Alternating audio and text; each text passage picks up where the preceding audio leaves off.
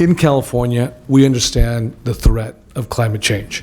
We understand the cost of air pollution and other environmental hazards because we deal with some of the worst air quality in the nation. We understand that we have a responsibility to act, not only for the sake of our planet and future generations, but for the health of our communities today and for the health of our economy tomorrow. This legislature has passed aggressive measures to rein in both our greenhouse gases, gas emissions, and other forms of harmful air pollution. And 3 consecutive governors, Democrats as well as Republican alike, have signed them into law. And when opponents of these efforts try to undo our progress at the ballot box, voters overwhelmingly upheld our laws. Now, as world leaders gather in Paris later this year to negotiate a global climate accord to limit the warming of the planet, they will all be looking to California for an example. Make no mistake about it. We have accomplished an incredibly important feat. We have demonstrated to the world that we can have a strong, competitive global economy and also reduce our carbon emissions. We have done so while also taking steps to ensure that those most disproportionately impacted by climate change, from drought, extreme heat, and toxic air pollution that causes asthma, heart disease, and a range of other health consequences, are prioritized in our policies and investments. These policies are delivering results, whether it's solar panel installations on low-income homes in East Los Angeles, Sacramento, or Fresno, or new electrical vehicles for working-class families in places like Modesto and Stockton. Thanks to our commitments and investments, Californians are breathing cleaner air and saving thousands of dollars each year on their gas and utility bills. But we cannot afford to stop now. Despite our successes, there's much work still to be done. That's why I've introduced SB 350, Senate Bill 350, with my colleague from San Francisco, the Budget Chair, Mr. Mark Leno. California is often at the vanguard of social justice. We're often at the forefront of economic innovation. And the challenge of climate change requires that we continue to press forward relentlessly and intelligently. The goals set forth in SB 350 are ambitious, and they will test our ingenuity and resolve. But we can and we must accomplish them. We already have done so in a very successful framework that is in place to do so. We have the know-how, we have the means, and we have the broad public support. The only remaining question is, do we have the will and the courage to act and press forward? Now, as they have in the past, and let me underscore, the usual suspects have sought to mislead, to confuse, and to intimidate policymakers and the public at large to prevent or delay action. I want to be very clear about this because what we're going to hear today is much of the same as what we heard last week. You will hear a carefully calculated blend of factual inaccuracies, logical fallacies, errors of omission, and scare tactics. I want to specifically address some of the claims made in committee last week. Several opposing witnesses made the claim that SB 350 gives CARB, quote, massive and unchecked and even unlimited new authority. This is simply not true. According to this committee's analysis, and I quote, this bill does not change CARB's regulatory authority. Let me underscore and emphasize the following once again. This bill does not change CARB's regulatory authority. The analysis continues. This bill establishes a target that will require CARB to push harder, but still within the boundaries of existing law. Now, let me rephrase that, or not rephrase it, let me repeat it one more time. This bill establishes a target that will require CARB to push harder, but still within the boundaries of existing law. What are those existing laws? They are AB 32. They are AB 1493, the Clean Car Act. They are AB 2595, the Clean Air Act, and just recently, SB 375 and SB 535. Those are the laws on book that provide the framework for our clean energy goals in the state of California.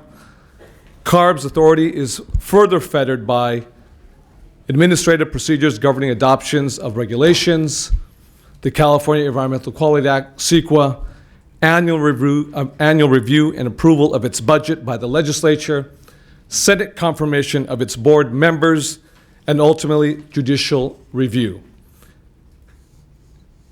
Opponents claim that this measure will require CARB to ban or ration fuel. This is nonsense. Again, from the committee's analysis, and I quote, and I believe folks would like you to believe this is a scene out of a movie of Mad Max. The proposition, quote, the proposition that achieving 50% petroleum reduction will require banning or rationing petroleum is a red herring, end quote. Many of the arguments advanced against this bill are entirely based on false premises meant to distract or to stir irrational and unwarranted fear. Opponents want you to believe that California will not be able to achieve these goals. They want you to believe that we will not be able to compete as an economy if we implement these goals. They want you to believe that there will be massive layoffs and economic disruptions. What you will not hear from the opposition today is an acknowledgement of the tremendous costs of doing nothing. These are real, quantifiable costs that are already taking their toll on our communities and, may I say, our economy. And that will only grow in severity the longer we wait to act. This is not conjecture. This is not extrapolation from methodology that's in question. This is the overwhelming consensus of the world's scientific community. To ignore this reality is to invite disaster. Californians have a unique opportunity, Mr. Chair, as well as Mr. Vice Chair, at hand, and we must seize it. Our state is home to the world's 8th largest economy, and the actions we take here to address climate change are being closely watched around the world. I respectfully ask for an aye vote. We're going to call roll and establish a quorum. Assemblymember Williams? Here. Williams here. Dowling? Here. Dowling here. Garcia? Here. Garcia here. Hadley? Harper? Present. Harper here. McCarty? Here. McCarty here. Rendon? Stone? Here. Stone here. Wood? Here. Wood here. We have a quorum. We'll call the Assembly Natural Resources Committee to order. And please proceed. Normally the rules are 3 witnesses, 2 minutes each. In this case, we're taking 5 witnesses, 2 minutes each. Please keep to that time. Thank you, Mr. Chair, members. Cesar Diaz on behalf of the State Building and Construction Trades Council in strong support of SB 350. We want to thank the Pro Tem for introducing this important legislation, as well as the Chair for his work on this very important topic that has been by far the biggest job creator in energy policy in the country and the world. The state of California is looking at surpassing and blowing right past the 33% RPS. In fact, SDG&E is looking at 40% in 2016. There was a huge fear on energy rates, and those have not actually materialized. The underlying costs of renewables have actually driven down. We're looking at $120 per megawatt hour. That was 3 years ago. The newest contracts are looking at $53 per megawatt hour. Concerns of energy costs being high, loss of jobs, and businesses going to other states have not materialized.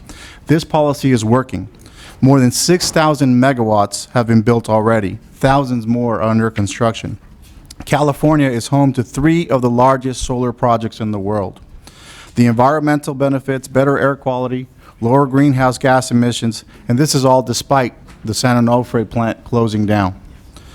Policymakers should be very proud of this accomplishment, and we ask you to stay the course on this very important policy.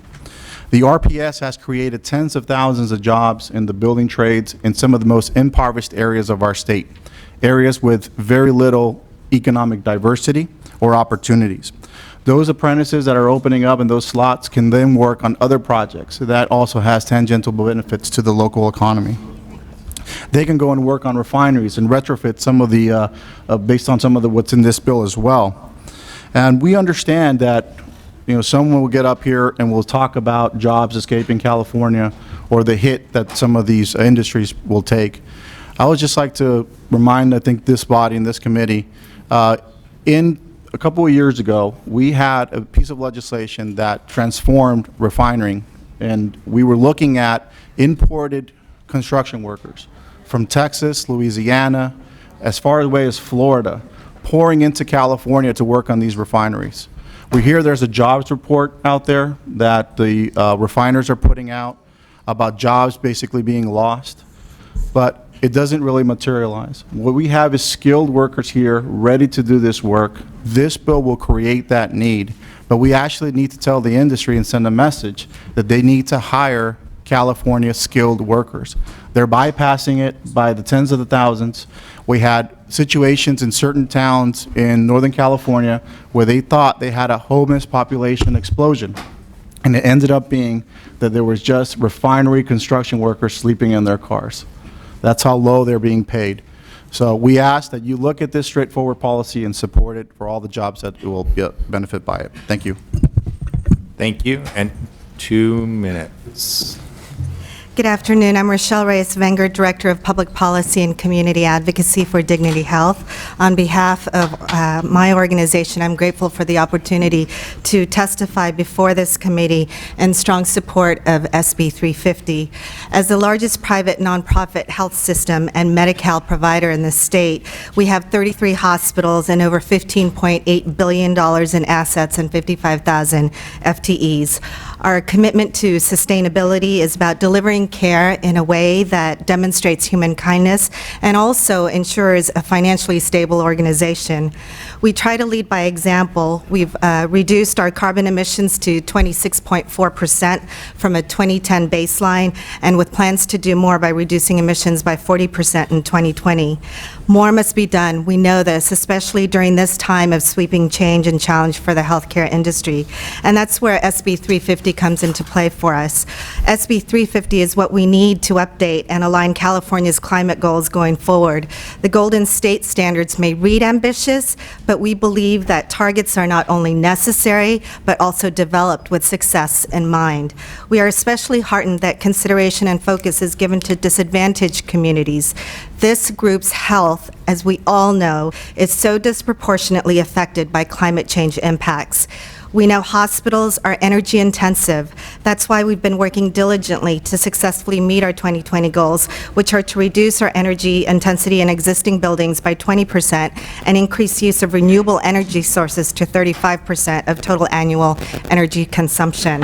We've taken many steps to reduce our own impacts. Implementing California's long-term climate policy requires a sustained adaptive effort by the entire community, and we're willing to do our part, but more has to be done, and we cannot fully realize our goals if we do not fully have the support of state leadership and a path towards achievable state standards.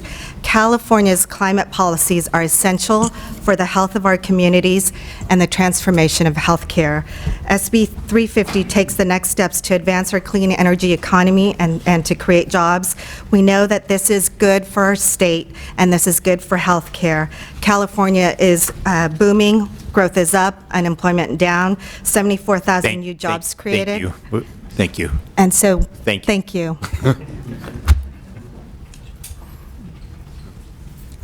Thank you very much for this opportunity to speak. My name is Craig LeMessurier. I'm with the largest home builder in California, KB Home. And on behalf of KB Home, I'd like to thank Senator De Leon and the state of California for helping to reduce the cost of clean energy sources such as solar power. 4 years ago, KB Home made the decision to build exclusively solar homes in Southern California. Since that time, we've expanded our program across the state. And with our partner SunPower, we've built over 4,000 new solar homes. This program has created thousands of jobs. We've significantly reduced our homeowners' carbon footprint and has saved our homeowners millions of dollars in utility bills. As the largest home builder in California, we strongly support SB 350 as we believe it will create jobs, help the environment, and significantly reduce utility costs for California homeowners. Thank you again for your continued commitment to the home building industry and for helping reduce the overall cost of home ownership.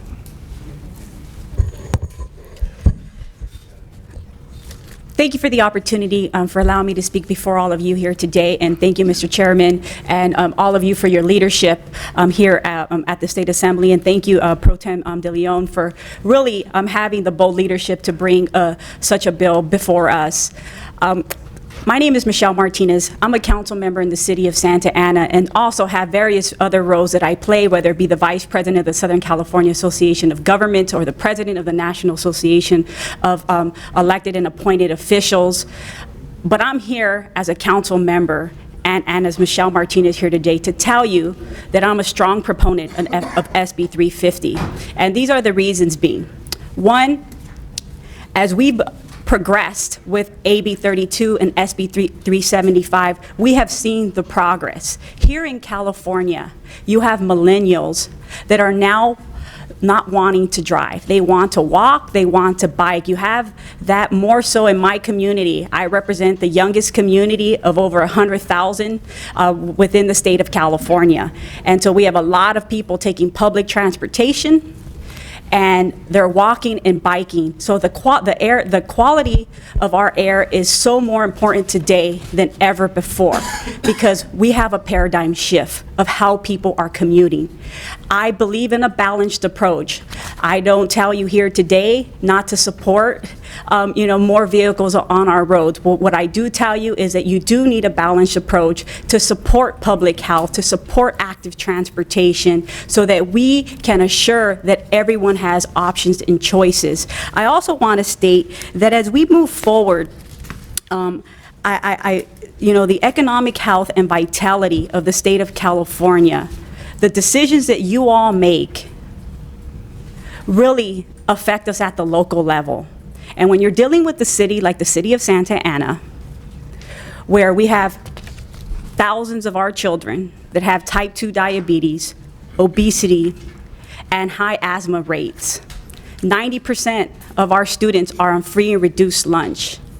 When you're talking about wanting to support disadvantaged communities and assuring that, when we move forward with climate change, that we're wanting to make sure that there's equity across the board, think about the community like Santa Ana, that many of these families are out there walking, biking, taking public transportation, but at the same time, there are barriers out in our community when it pertains to the quality of air that they have to face every single day in their community. I just want to end, because I know I'm going to stick to our 2 points. I just want to end again, here in California, we all know as a couple of days ago, we've reached the 15 million mark of Latinos.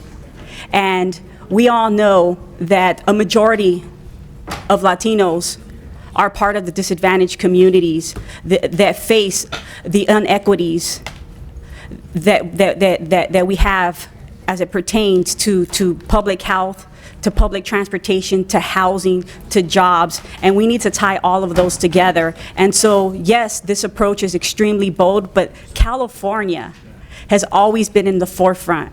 All of you have always been leaders to doing the right thing, and so I ask for all of you to be supportive, and thank you. Thank you for the opportunity to speak today. I'm Dr. Linda Rudolph. I'm the director of the Center for Climate Change and Health at the Public Health Institute. I join over 24 health and medical organizations that strongly support SB 350 because it is a critically needed health measure. Climate change is the greatest public health threat of this century. It demands action now to protect the health of all Californians.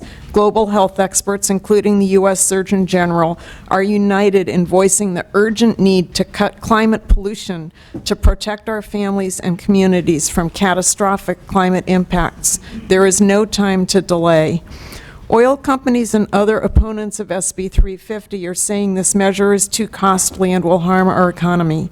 As a physician, I'm also worried about costs and harms. I'm worried about the harm that air pollution, carbon pollution, and climate change are doing to the health of our communities, especially disadvantaged communities like Santa Ana that already suffer a high burden of lung and heart disease, and to the elderly and children.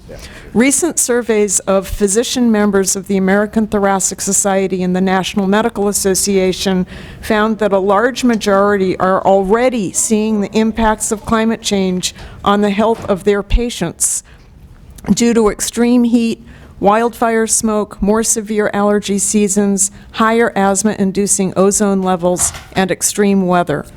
California is home to the top 6 worst polluted cities in the country.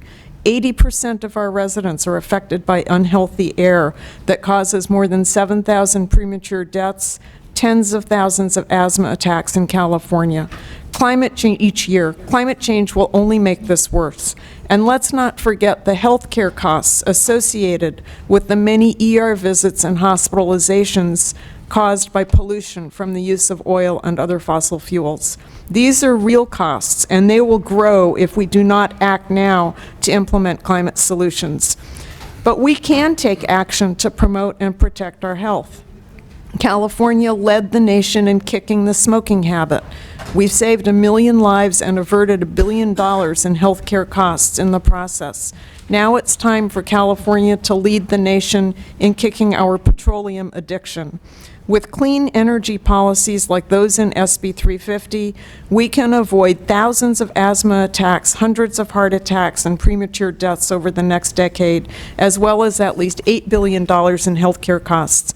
We cannot afford the human harm and suffering and health care costs from continued reliance on petroleum, and that's why I and so many other health professionals strongly support SB 350. Thank you.